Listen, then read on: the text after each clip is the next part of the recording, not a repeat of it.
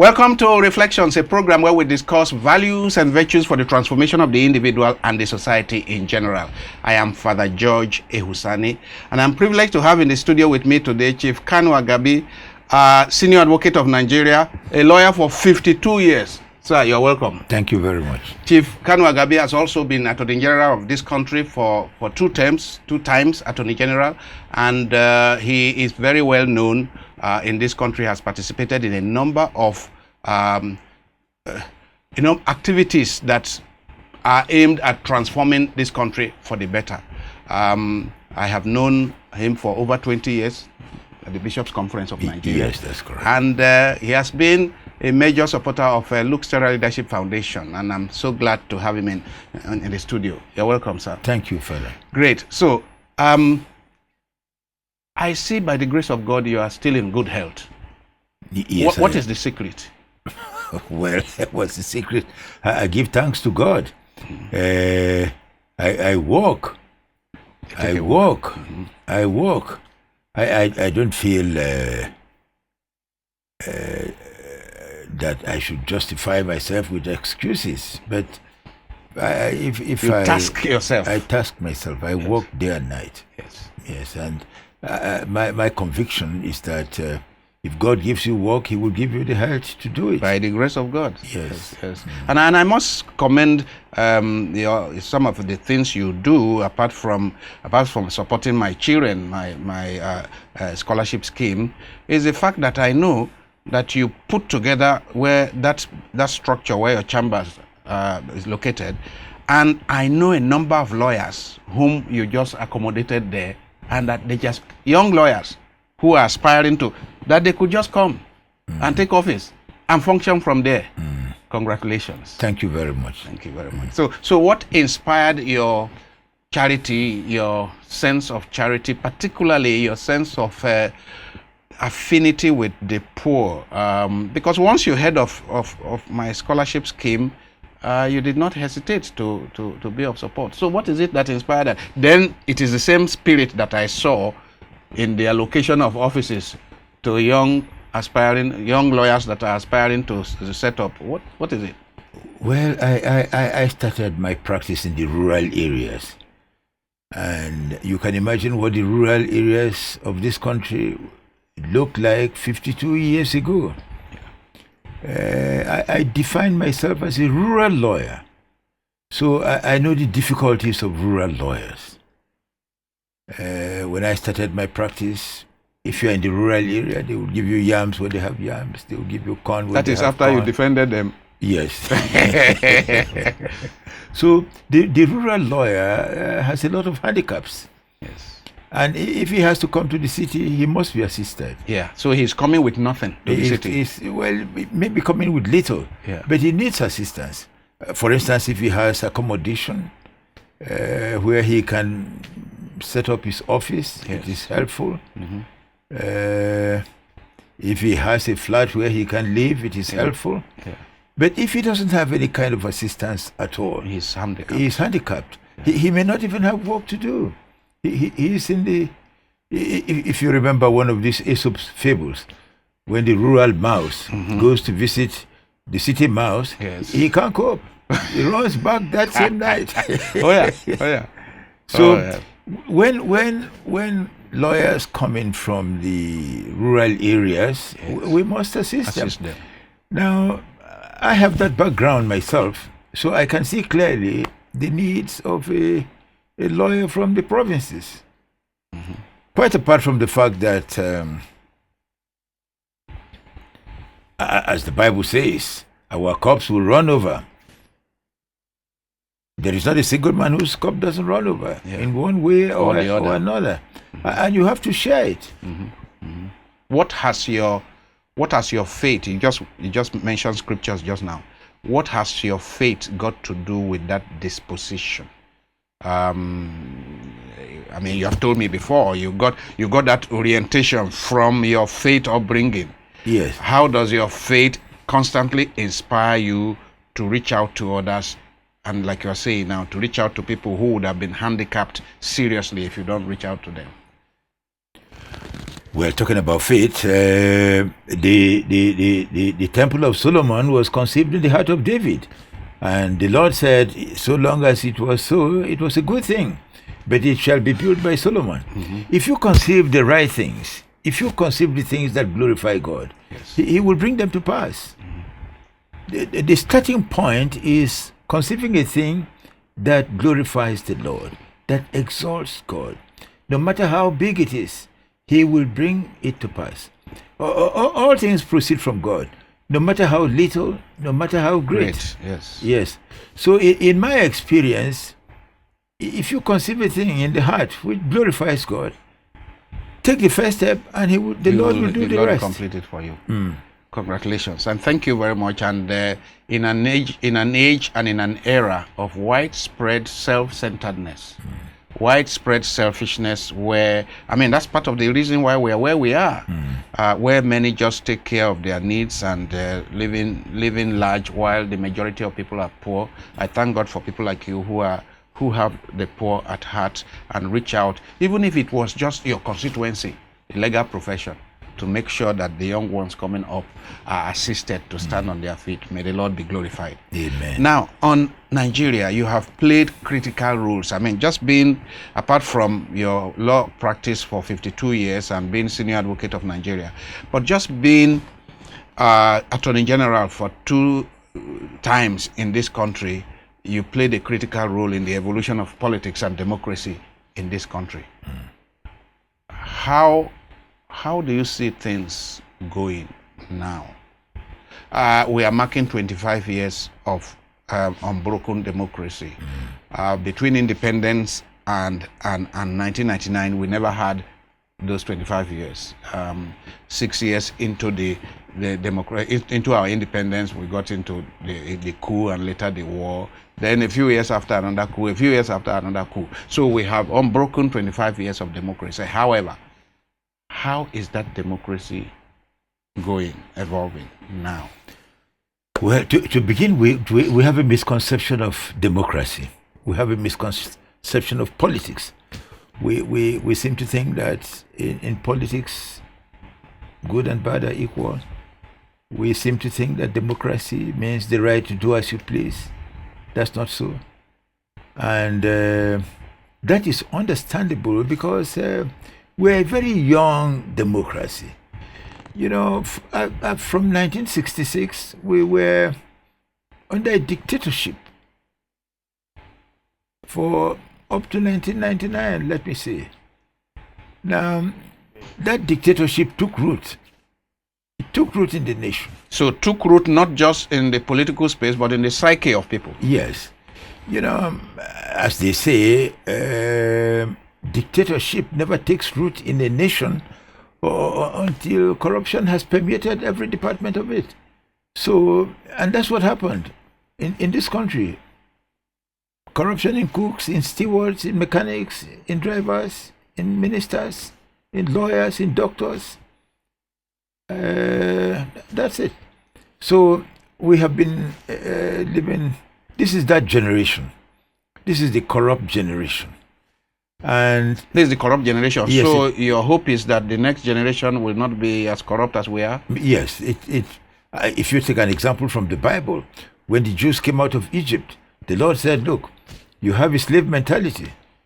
You can't enter the promised land. That's why all of them died. Yes, so you must wander here for 40 years until each and every one of you dies. Until one person. What are you insinuating? That all of us now in this generation we have we have corruption mentality. We have yes.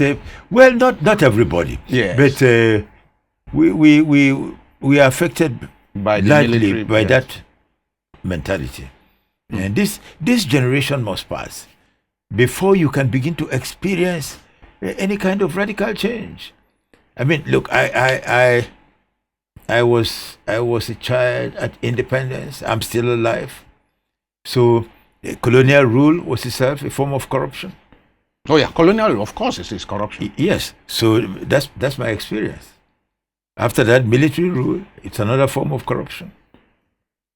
And then we have this presidential system we are operating, which is actually a dictatorship under the Constitution. Yeah, it's a dictatorship because it puts so much under one man. Yes. So if that power is not well exercised, you are in danger. So, presidential system in an environment like ours could be a major form of dictatorship. Well, all executive power is vested in one man, in the president. In the states, all executive power is vested in the governor. When I look at that, sir, when I look at the powers of the governors, the powers of the president in this country, I would say those who conceived the Constitution, whether it is in this country or in America or wherever we are copying it from, they must have thought that we will have highly responsible, saintly, godly persons that will be in those positions, who will not abuse this super, almost unwielding powers.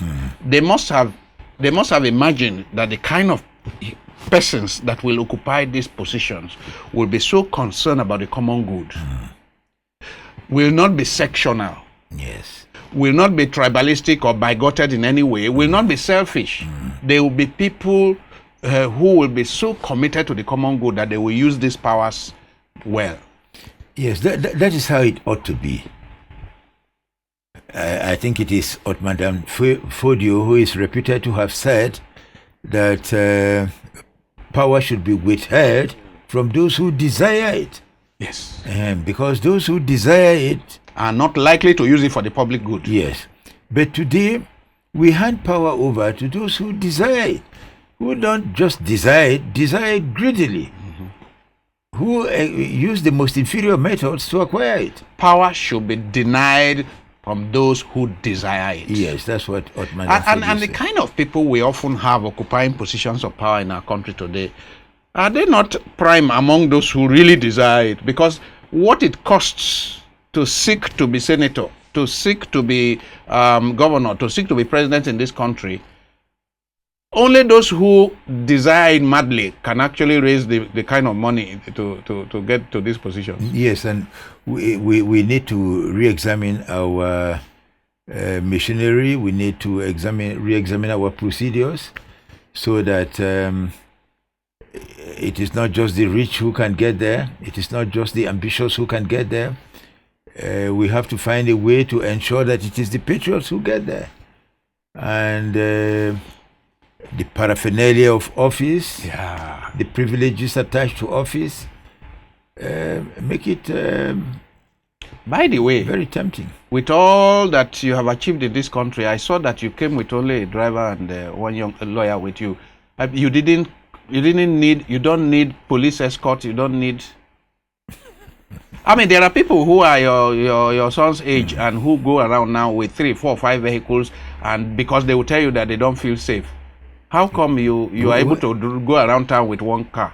I feel safe. You feel safe? I don't know why they don't feel safe. But I feel very safe. I don't live in fear. You know, if I were to live in fear, I wouldn't last. You would be dead long ago. Yes, I can't live in fear. You know, I'm a man of faith. I believe in God. And apart from that, and I keep saying, why will a leader, let's say the local government chairman of this area, or the governor of this place, why will he not be able to take a walk in his territory where he rules? Because we have made the society unsafe. People have no jobs. They have no hope. They can't feed. Their minds become brutalized. They become dangerous. And but we are responsible for that. And apart from the fact that we have many people unemployed, whatever, also are they not harassed by the wealth displayed by some of their leaders? Are they not harassed? I mean, while you have these hordes of people who have no job, but every day they are seeing the motorcades, they are seeing the kind of wealth that a few people are displaying. Doesn't that make it more dangerous? Yes, it does. You see, it is the accumulation of that wealth, the fraudulent accumulation of that wealth, not in every case, Yes. but in many cases, the fraudulent amassing of that wealth is responsible for the poverty of many people. You know, I say that corruption in our offices is responsible for violence on the streets. Correct analysis. Yes, and so the rich person naturally is living in the midst of those whose minds he has destroyed. It is wise to be afraid. So the rich person is afraid of the poor who have been denied good education, good opportunities. Yes, because I mean, in many instances, the rich man is responsible for the fallen condition of society. Unfortunately, he has to live in it. There is a saying that those who plant thorns should not go about barefooted. No, you can't. Yes. So many people have planted thorns. Some of the elite in this country have planted thorns. Yes. So they are wearing rain boots. they are going around with rain boots. That is true. Yeah, it's very sad. Yes. So I heard you. You were on one channel recently discussing the politics of this country, and I heard you say that against those who say this country is just a geographical contraption, we are not a natural nation, we should let people go their separate ways. I heard you say no nation is natural. Every nation is some kind of contraption, but that the people then decide to live together. Yes. How are we going to really douse this political tension in the country today, whereby we seem to be more divided now than we ever were? How are we going to douse that tension? Yeah, let me start by saying that I regard as the most remarkable story in the Bible the story of the creation of one man, one woman, one world without boundaries, and the giving of dominion by God to that one man.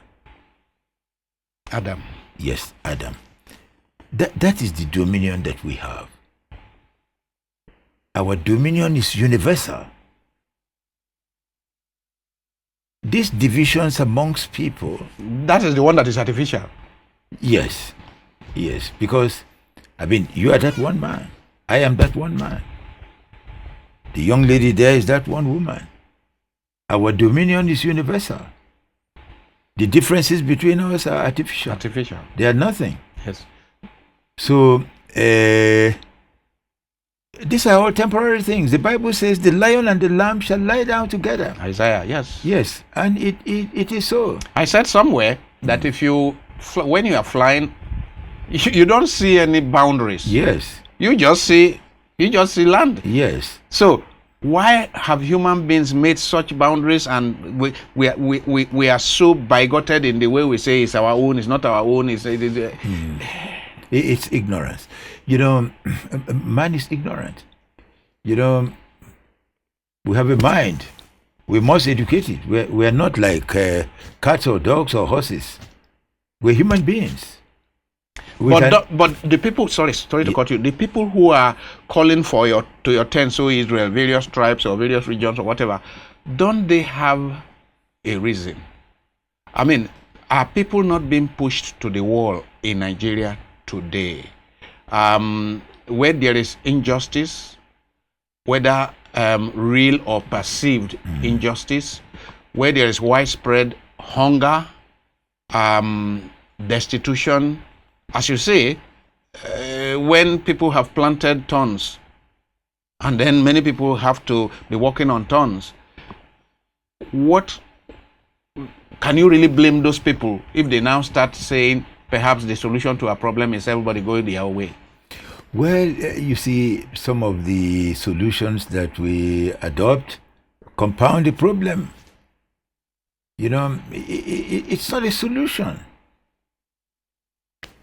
For instance, if our bond is hunger, If what binds every person is hunger, we should work towards eliminating hunger, cultivate the soil, educate ourselves, institute a government that is transparent. Do the things that will help us to eliminate hunger, not fight. You don't eliminate hunger by killing the other person. Well, if you go to the middle belt, for example, of this country, you have farmers who have lived in particular places, whether it is Plateau or Benue, that are local farmers. Then some invaders come with their cattle and either chase them off their farms or in some cases kill some people. They are not able to farm again. Now, it is in that context people begin to ask questions about can we really live together the way we are? Yes, you see, it is the government must put in place structures to ensure that people are safe. Government must use the resources of the nation in such a way that people are protected. Today, public resources have been abused. Widespread. Okay. Now, those resources are no longer available to help the ordinary man. So you have these problems. Now, if a man who has been hungry for 2 weeks, 3 weeks, 1 month, a man who cannot clothe himself, who cannot feed himself, who cannot educate his children, who has no home, he becomes virtually an animal. He's brutalized. He will do strange things. I mean, you and I, if we couldn't feed for 2 weeks, if we had no clothes, if we had no homes, if we had no hope, all our human reasoning, yes, all our higher faculties will desert us. And you find yourself doing strange things. So many people have been cast into that position. They are human beings. They are God's own children, created in God's image. But people have arrogated power to themselves and deprive them to such an extent that they have lost their humanity. Do you agree, sir, that it is precisely some of the people who enjoyed good governance, meaning where people went to school in this country and went through university paying next to nothing because government took care of them? People went overseas for studies, Cambridge, Oxford, and so on, and schooled at government expense in this country. And many of them were poor people, but by the grace of a good governance and well-organized educational system, they went to school, they went to university, they came back and they occupied the places. People are saying that it is that same generation that is now superintending a society where the poor has no opportunities. You can't go to a government school, there is nothing happening there. The poor child cannot hope to go to even a good school in this country. Do you agree with that kind of analysis that people are making? Well, I don't agree that it is that generation. It is not that generation. What happened was this. Beginning with education, which you have cited, when the war came, prior to the war, education was largely in the hands of the missionaries. Missionaries, yes. Yes. Now, during the war, these institutions were taken over by government. And destroyed. Government had no experience. That marked the beginning of the fall of education. And then people were appointed to head these schools. Teachers were appointed to teach who had no qualifications. States were created, the boundaries were rigid. You couldn't work in a state other than yours. No matter how qualified you were limited to your own state. And people who were qualified were sent away to their states? Yes, and if you were unqualified, you were good enough for your state. So these are the factors that were responsible for the fall of the nation. The appointment of unqualified people, the multiplication of institutions. Yes. And then meeting the needs that arose by appointing unqualified I mean, people. talking about the multiplication of institutions and then heavy governance, Yes. heavy cost of governance. I mean, it must be mentioned for younger people to recognize that we had 4 regions in this country. So the entire, is it 19 states that make up northern Nigeria today? One office governed it. One premier and one set of officials. Yes. Now we have how many executives? Yes. With thousands of personal assistants and senior advisors and so on. That's correct. Yes, and many of them not qualified. Yes. Many of them not patriotic. Yes. Many of them selfish, inward looking. Yes.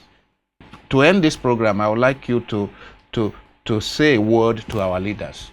I think all our leaders are like your children, are like whatever. So I'd like you to face this camera and speak. Just say a word to leaders. I won't call them my children. They are meaning the what I will say to them is this: you will have to give an account.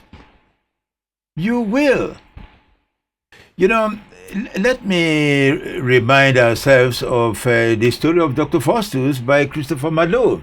Faustus entered into contract with the devil for 24 years of necromantic power, magical power. On the day he entered that contract, he made a bombastic speech denouncing God. But 24 years passed. No matter what office you are holding, it's going to pass. Correct. Maybe 4 years, maybe 8 years, it will pass. And then you will have to give account. I read some time ago the story of one Zusi. Some people call him Zusia. He was a philosopher. And when he was dying, he started crying. And his disciples said to him, why are you crying? You are a philosopher. You ought to be happy that you are dying. Are you crying because you didn't live like Moses? No, he said, I'm crying because I'm afraid that when I go over to the other side, they're going to ask me why I was not myself. And what shall I say then? Our leaders, be yourself. What is going to immortalize you is not your wealth. What is going to immortalize you is the sacrifice that you have made. What is going to survive you is the message that you leave behind, the word that you speak. Speak words of righteousness. Speak words of encouragement to the nation. Leave an example. Why has the world immortalized Mahatma Gandhi? The things he said, the sacrifices he made. Why do we read Paul? Why do we read Moses? The sacrifices they made for their people. Yes, the words they spoke. If I forget thee, O Jerusalem, let my right hand forget her cunning. Can we swear like that? About our nation. About our nation. And we ought to. We ought to be proud of it. As you said, not dismiss it as an artificial creation. Whereas all nations are artificial. The nations we idolize are artificial. And please help me say a word to the young people like this 29, 30-year-old young people, not to follow the example of those who have ruined this country. That they can do better and that they can do it. Just a word to our young people. Well, my word to our young is simply that you must not despair. You are a priest of the Catholic Church, and the Church teaches that despair is a sin against hope. Yes. We must not despair. You know, the first step, they say, belongs to man. The rest belong to God. Take the first step. If the nation is failing you, do something for yourself. You are being called to do something. Yes, do something for yourself. If you read the Up from Slavery by Booker T. Washington. Booker T. Washington was a slave, but he set up Tuskegee Institute that became in Alabama. Yeah. You know, up from slavery, you may be a slave, you can go up. Moses said, I would rather be a slave than be called the son of the daughter of Pharaoh. You don't have to write yourself off because somebody in government is looking down on you or misbehaving or taking the resources that belong to you. No, you're a human being. You have talents, you have potentials, use it. Thank you very much, sir. Chief Kanu Agabi is saying to our young people, give yourself no excuse. Don't give yourself an excuse. Do something with the talents that God has given to you. Do not say because there is somebody who is stealing the resources of the nation, therefore you despair. Therefore you take to Yahoo Plus and begin to kill people for ritual and so on. Come on, you are talented. God has given you enormous talents. Do something. If the nation is failing you, you don't fail the nation. Get in network with other young people and transform this country. You have the potential to transform this country. Yes, your duty to succeed is unqualified. Unqualified. Yes. Thank you very much. Thanks and for that. by the grace of God, this nation will be transformed. It will.